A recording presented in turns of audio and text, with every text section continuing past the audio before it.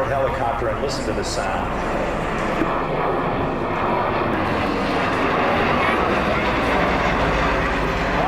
Flying the aircraft today are Captain Craig Weasel Hollinsby from Victorville, California, and Captain, I'll get that right here, Captain Aaron Toast Hayden from Colorado Springs, Colorado. The crew chiefs, Corporal Diaz from Miami, Florida, and Corporal Logan Gardner from Salt Lake City, Utah. Coming in at 250 knots, what's that? It's about 280 combat, fully loaded combat troops, man. That's right, and the best part is, once they transition out of hoverboard into forward flight, they can fly faster than any helicopter around.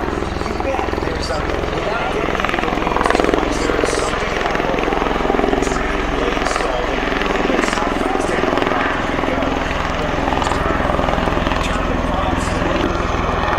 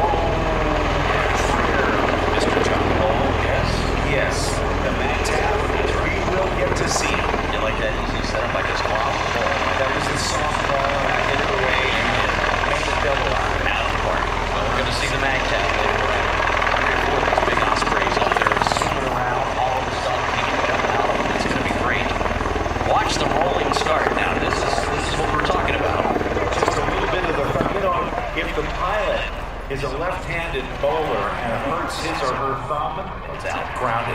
Gotta be able to move it. You gotta be a lefty to apply that. You gotta have some left-hand coordination. And you can use those tags to share it with the Airshow, because believe me, they would love to see it.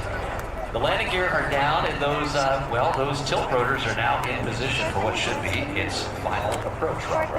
Yep, there's something bigger than yourself. The Marines are the way to go. Watch this.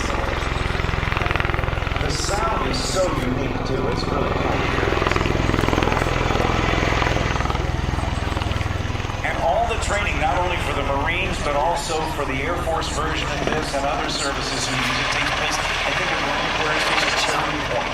The coolest part about this is it is technology that didn't happen just a few years ago, but now here it is, being used not only here at home, but around the world. It's incredibly austere environments. The Air Force has a few of those that they even use in the presidential transport.